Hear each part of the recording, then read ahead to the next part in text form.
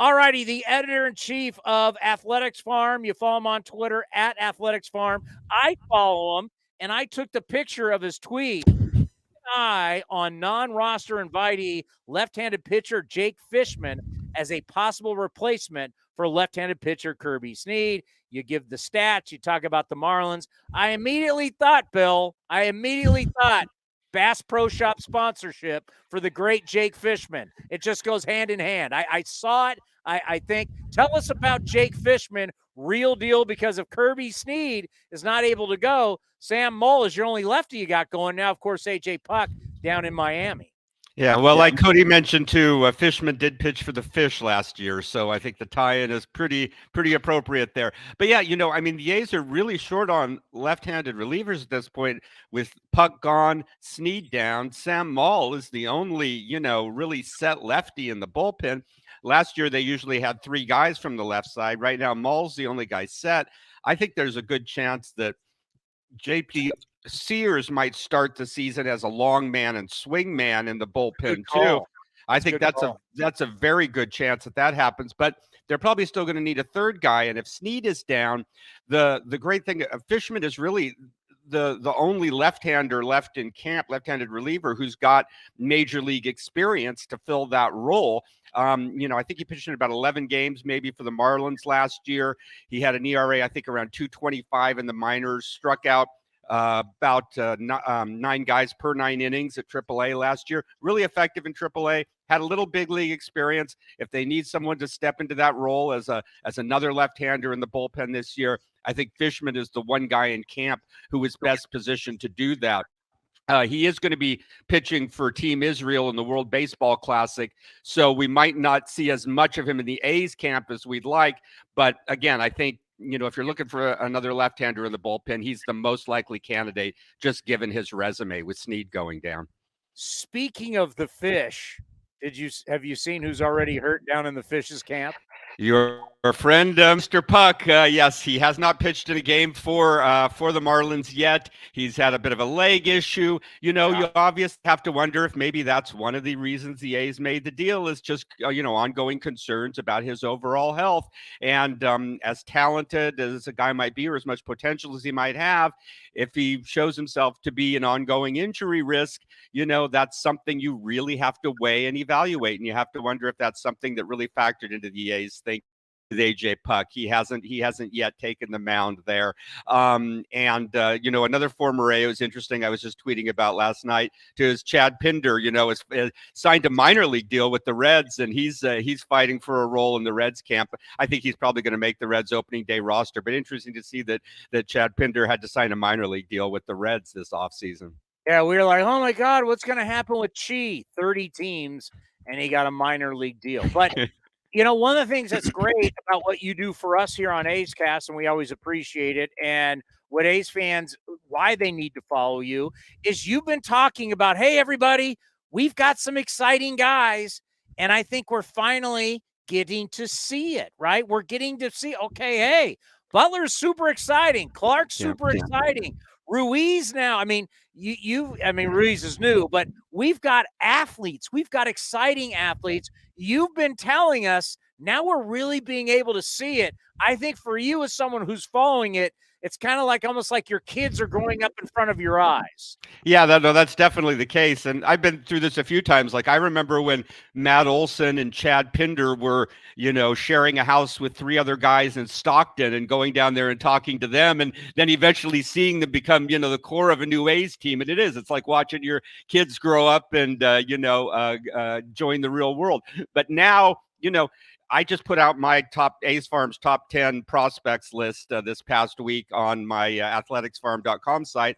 And the 2 top guys on my list are Tyler Soderstrom and Zach Geloff, who I've been talking about for a couple years now as being guys who are likely to form the core of this new A's team. And here they are in spring camp with the A's this season, this spring, finally able to kind of show people what they're capable of doing. And I think, it's quite possible that by the end of this season, you could see Zach Geloff playing some second base for the A's, Tyler Soderstrom likely maybe playing some first base for the A's, starting to form the core of that new infield for the A's. And like you mentioned, we've got a couple of really exciting young outfielders, Denzel Clark and Lawrence Butler, who could be, two great cornerstones of the outfield for the A's in the coming years as well. And I think I think Denzel Clark's 4 for 4 in the spring. I think Lawrence Butler's 3 for 4, and every hit he's had has been an extra base hit. Both these guys have speed, power. They're 21, 22 years old. Exciting young players that I think, fans can really get behind. And like I said, Soderstrom and Geloff are just, really professional hitters. I think Soderstrom could end up being a sort of a Matt Olson type in the core of the A's lineup. And Geloff is just a really solid hitter who really knows what he's doing at the plate. So just in those 4 guys, you've got a nice little core there. But they're not the only ones. There's plenty of other guys around too. And of course, we know about all the young pitching prospects the A's have available to them now with the and the Waldichucks and the Sears and everybody else coming along on that end of things too. Can I give you a very unfair comp for Soderstrom? Sure. A guy that I love. I got to play against him in college. He was a grade A, an MVP. I think less of Matt Olson, and I think more of Jason Giambi for Soderstrom. Sure. Hey, I think we would all be totally happy with either of those. That I think Soderstrom hasn't shown the penchant for taking walks that maybe Olson or Giambi has, but he's still very young, and younger guys tend to be a little more free swinging. But remember, Giambi out of college at a Long Beach State, Giambi was a grip it and rip it guy. Giambi wasn't looking to walk. Yeah. When he was on Team USA and he was a dirtbag at Long Beach State, he was a grip it and rip it guy. He learned how to do that in the A's system. He also didn't have quite so much power when he was younger as well too. That really developed over time. He was kind of skinny and he wasn't on steroids at the time. So we could speculate as to how that power developed, but it wasn't necessarily there initially anyway. But Soderstrom, has really genuine raw power. He led all A's minor leaguers in home runs last year. I think he had 29 home runs, and at just the age of 21. He was hitting home runs in Double-A at Midland, which is a very hard place to hit home runs. So Soderstrom's power is very real, and it's only likely to develop more as he gets older and a little bigger and a little stronger too. I think Soderstrom is obviously a guy you can look forward to, and I think we all agree he's probably not going to end up being a catcher behind the plate, especially with Shea Langoliers, in the fold. But, one thing that could be useful is even if he serves as sort of a third catcher, that's useful because that enables you to allow your regular catcher maybe to DH some days, and you got your backup guy starting, and then if something happens, you've still got Soderstrom able to put on the mitt and step behind the plate. Having a guy that can helps you with pitch hitting. Yeah, absolutely. So just having a guy who's even capable of catching occasionally like that's useful. But I think your great point. He's a legit, like you could say, all right, Sody, go get the gear. And it's not like, oh God, you're getting, he just started in a game as a catcher. Yeah, absolutely. Like for years, Chad Pinder was considered the A's third catcher, which was obviously an option you didn't want to go to. But if you got a guy like Soderstrom, at least if you need to, you can stick him behind the plate. He's got experience. He's been a real catcher, and that's a useful thing as well. But I think, likely you're going to have him at first base, or, if we've got somebody else we like better at first base, maybe a Ryan Noda, who's good defensively. You could always stick Soderstrom in a corner outfield position too. He's athletic enough to play multiple places around the field. And, as long as his bat, they'll find a spot for him. But right now, he started more games at first base than catcher this last minor league season. So right now, that seems to be the most natural position for him. By the way, after not only did I interview Ryan Noda, but I got to have a long conversation with him in the clubhouse after the interview. He's my new favorite player. This kid has got bravado. He told us off the air. He's just met me. And I'm like asking him, and because, it's a tough situation. He is the heir apparent at first base for the Dodgers. And next thing you know, they go out and sign Freddie Freeman to a 6-year deal. You're blocked, right? So I'm having this conversation with him, and he goes, yeah, I can play Gold Glove defense. I went right on. This guy's got supreme confidence. He's come out of the gate. He knows he's in a battle. He's come out of the gate swinging it. The A's might have something, just not, hey, Rule 5 pick, we got to keep him here.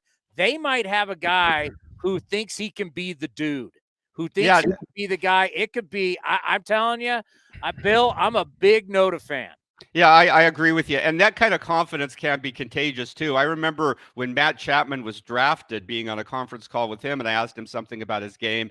This is the night he was drafted, and he said, I'm the best defensive third baseman in all of college baseball, and Yeah. normally guys don't talk like that. They try to be humble. And I remember thinking like, wow, this is a guy that really believes in himself. And I like to see that. And I think Noda's the same thing. And I think, like you said, I don't think he's just some run of the mill Rule 5 pickup. I think he could be kind of a left-handed version of Mark Canha, a guy that the A's picked up not just to take a flyer on, but to really potentially be a staple in their lineup, and a guy that can play first base, a guy that couldn't play the corner outfield positions, a guy with power, a guy who can get on base, and a guy with confidence, who can bring a good attitude to the team too. So yeah, I'm with you. I'm definitely thinking Noda could be a really solid addition this year, and we could see him, as a left-handed hitter at first base for the A's for years to come. And like I said, if Soderstrom's ready, well, one of them can always go to a corner outfield position too. But I'm really excited to see what Ryan Noda can do. I think A's fans should definitely keep an eye on him, because if he pans out, that could be an incredibly valuable pickup for the team. I am on athleticsfarm.com right now. I actually emailed it to myself yesterday. Your A's Farm 2023 top 10 prospect list. And the two guys that really we've talked with about Waldichuk being a prospect. I know we got to do it. Once he outduels Ohtani on the last day of the year, you're not a prospect, but I get it. Kyle Muller, another guy we interviewed. I don't know if you got to watch it on YouTube or listen to it on A's Cast, but when he told us in the interview, I'm done with the minor leagues. Like, I'm done. I was like, wow, this guy, you talk about confidence. I mean, he's basically he told David Force that in the first call. I'm done doing up and down. I'm better than this. I should be in a rotation. And you're talking 6'7". He's not a lanky 6'7". He's a power forward looking type 6'7". I am excited about Kyle Muller, the stuff, but also you can have all the stuff in the world. It's the makeup. Tell us what you have learned about Kyle Muller, because I think a lot of us came away from spring training very impressed. Yeah, I did hear your interview with him, and I heard the confidence he expressed. I think I heard all your interviews you did in spring. So thank you for putting in that hard work so we could all enjoy that. But yeah, Muller, very big. I think he's 6'7", maybe like 250. As you know, not a delicate guy. And but one thing that's interesting about him saying he was done with the minor leagues, he was drafted out of high school, and he's 25 now. So he's been in the minor leagues for a long time. He's had enough of it. And I think he's pitched over 200 innings just at the AAA level. So I think maybe he's made about 40 starts in AAA. So he really has had enough, and it's time for him to show what he can do in the major leagues. He's got a good fastball, good slider, decent curveball. The main problem he's had when he's been in the majors is just control. He's walked a few too many guys. So if he can kind of harness his stuff and command the ball a little better, there's no reason he shouldn't have the stuff to succeed. And it's good to see him expressing that confidence. I think also he's probably going to get a nice regular opportunity with the A's. With the Braves, he was kind of up and down, make a spot start here, go back to AAA. For pitchers, it's so much about rhythm, and getting comfortable. So I think if he's able to just make a start every fifth day here for the A's, he's going to be able to get into a nice comfort zone. But he and Waldichuk are the two most promising pitching prospects currently in the league. I mean, currently for the A's. I had them ranked 3 and 4 on my top prospects list. And I think those are the two guys that are the most promising going forward for the A's. But there's plenty of other guys in the mix as well. But I think Muller and Waldichuk are going to be the most exciting guys to watch, going forward this season anyway. Did you get to see Shintaro's outing yesterday at all? I didn't see it. I just read about it after the fact, and I heard you talking about it a little bit. And that was always the concern with him again, too, was the control. I mean, I think from what I heard, his stuff looked really good. It was just, where he's putting it was the only issue. And, that's the case with a lot of guys. If they can't command the ball, no matter how good their stuff is, it's good. Things are going to be a little tricky. So that's going to be the test with him.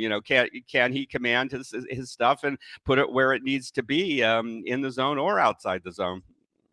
Coming up here at the top of the hour, Daniel Susac, first-round pick out of the University of Arizona.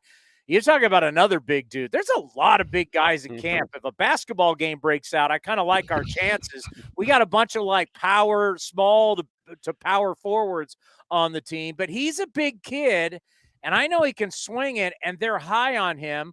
Langoliers right now is the heir apparent, but how do you see the growth, and how do you see looking forward for Daniel Susac? Yeah, he was the A's top pick last year. They obviously liked him a lot. They didn't think he was going to be available to him where they picked in the draft, so they were pleasantly surprised that he was even available there. Like you said, he's a big catcher. I think he's 6'4", kind of a Matt Wieters type. And, they like him on both sides of the ball. He's got a really strong throwing arm, which obviously is really, important for a catcher. Was a quarterback. Yeah, exactly. He's like Joe Mauer, kind of. Yeah, definitely. He's a big, strong guy. He's got a big arm, and he showed a lot of power in college. Had a lot of home runs, a lot of doubles in college, and his first, this after he was drafted, he got in about 100 at bats in Stockton. I think he hit around 280, 290. The A's feel good about him with the bat. They feel good about him behind the plate. So, you got a catcher with offensive potential who can also handle the job defensively behind the plate. And he's just a big, strong guy. And, his brother, Andrew, was a major league catcher as well. So, he's kind of got that catching bloodlines. He's grown up around it. He knows what it's about to do that job. First round pick, obviously full of potential. So, this will be his first full season in pro ball this year. So that'll be our first real good look to see what he does. But, I think he could be coming up in a few years. And, by that time, who knows where the A's will be at, but they might be ready to deal Shea Langoliers back to the Braves for a package of pitching prospects, So who's to say, Well, Langoliers has to prove he can play at this level. So it's like we've anointed him, but yeah, you still got to play at this level. And, a lot of people are high on Susac. So I'm not going to be shocked if someday he's the starting catcher for the Oakland Athletics. Just going through some of the guys that you have on the list, another guy that no one's talking about, but he just lets the stats do the talking. We don't have a defensive position for him, but not a lot of people are bringing up Jordan Diaz when we're looking at broadcasts or we're talking about previews, but I'm not forgetting him because I know he's young and he can swing it. Yeah, I mean, the thing about Diaz is he's just really a professional hitter. I mean, he really puts the bat on the ball. He makes so much contact, and he hits the ball hard, which is is a really good combination. He's both a contact hitter and a bit of a power hitter. The questions, obviously, the question with him is positionally where he's going to end up. He's played a little first, a little third, a little second. Doesn't really fit perfectly well anywhere. Probably best at. Looks like we've got some other. So, maybe he ends up as a DH, which kind of diminishes his value. But the bat is real. He's only 22 years old. He was 21 most of last season. And he led the A's minor league in hits and doubles and, just had a really tremendous season last year. He can hit. The one problem with him is he makes such good contact. He swings at a few too many pitches, but he tends to hit them. And what happened last year is he led all A's minor leaguers in double plays grounded into. I think he grounded into about 18 double plays. So I think with Diaz, the key thing is just learn to be a little more selective. Just because you can put the bat on every pitch doesn't mean you should. I think if he just lays off and becomes a little more selective and waits for the pitches he can really do some damage with, then he can become a really productive hitter. But again, where he's going to play positionally is a question mark. Kind of reminds me of the old Renato Nunez situation with the A's. But I think Diaz is a little better hitter overall. Maybe not quite so much power as Nunez had, but maybe a better hitter overall. Still just 22. So he's got time to learn. He'll still be 22 through most of this upcoming season. I think it's probably likely that he ends up starting the season at AAA. He could make the A's roster, depending on things go this spring, but I think most likely he starts the season at AAA, and then depending on what he does there, maybe waits for an opportunity to rejoin the A's sometime later during the season. Well, there's that family that everybody tried to say you got to be more selective, but it worked out for the Guerrero family. Vladimir, I think he's still swinging at balls over his head, and Junior's going to be okay. I think he's going to have a decent little career there in Toronto. Let's end on this. going forward, we've now started to see some of the players. What's the storyline you're really interested in the rest of spring? Well, it's just there's so many interesting stories, really. I think particularly because you have so many versatile players on the A's. Nobody's quite sure where everybody's going to end up playing. Yeah. What's been interesting to me is that Aledmus Diaz has started half the A's spring training games as a starting shortstop. Are they looking at maybe potentially, having him start against maybe a fair number of right-handers at shortstop and not having Nick Allen in there every day? That's kind of been an interesting lately. But I think how the outfield breaks down is really going to be interesting because you've got guys like Asturi Ruiz, who you said, very exciting guy on the base paths. Can he hit enough to be in there every day at the top of the lineup to be able to utilize that speed? Then also, what do they do with Cristian Pache? He's out of options. They got to do something with your friend.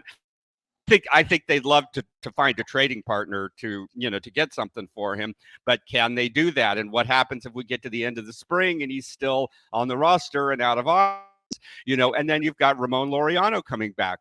What's he capable of? He'd love to play center field, but it looks like the A's probably want to put him in right. And then, of course, you've got Seth Brown in the mix out there. And then I think they're going to carry one of these two left-handed hitting outfielders as well, Connor Capel or J.J. Bleday. Probably one of those guys is going to make the roster.